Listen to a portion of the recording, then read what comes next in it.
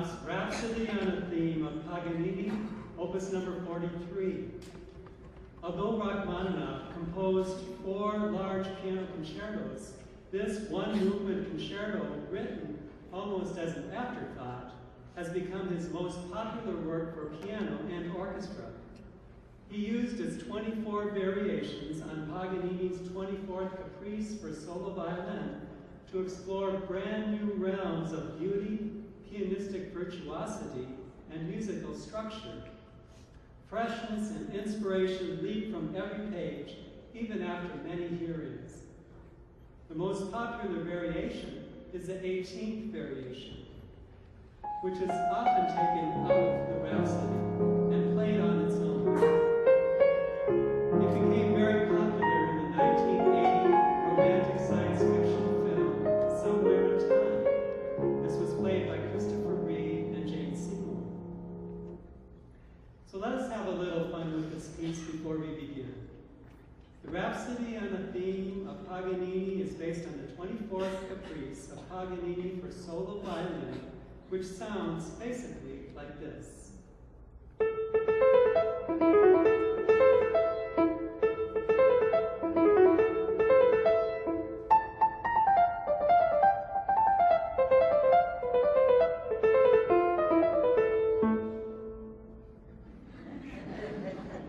Once Rachmaninoff gives you a sort of hint of the theme, and then gives you the theme, he starts writing variations, and they are very engaging. By the way, you are not expected to know when one variation ends and the next one begins, because they just tumble forward, they're so short, and they move right along. But once he's written 6 of these variations, it's almost as though Rachmaninoff said to himself, I'm going to need one more contrasting theme. So he throws in one of his personal favorite themes, the Dies Irae.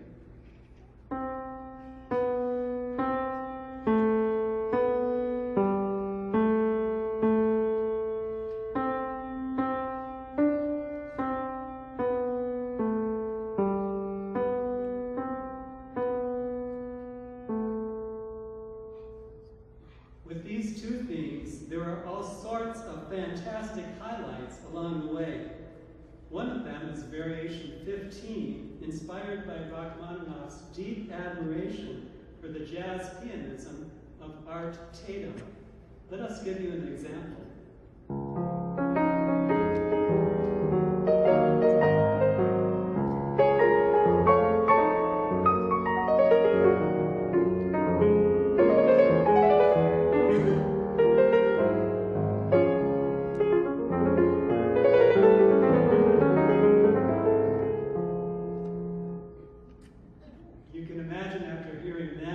Rachmaninoff's inspiration for the 15th variation.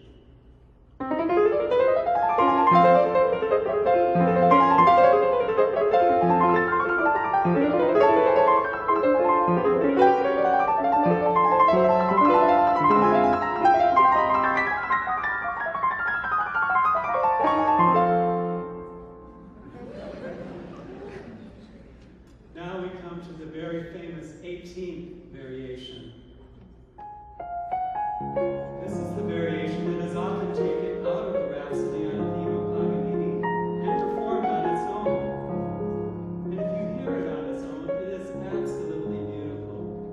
But you might be forgiven for not noticing that it came from this particular Paganini Caprice theme.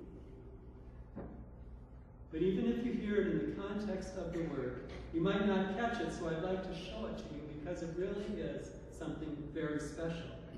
First, let's take a very tiny kernel of an idea of that Paganini theme. Now let's move it to a different key.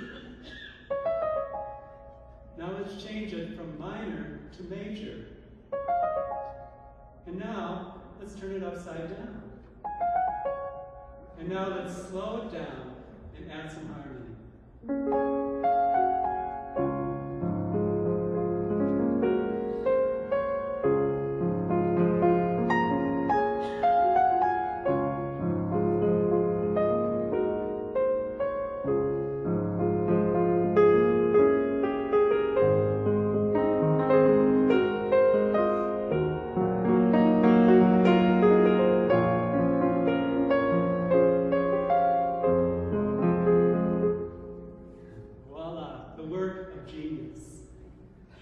there's a sort of an equivalent to a finale, a set of variations that build and build and build and build, and they get to several short cadenzas in the piano part, one of which is just filled with octaves.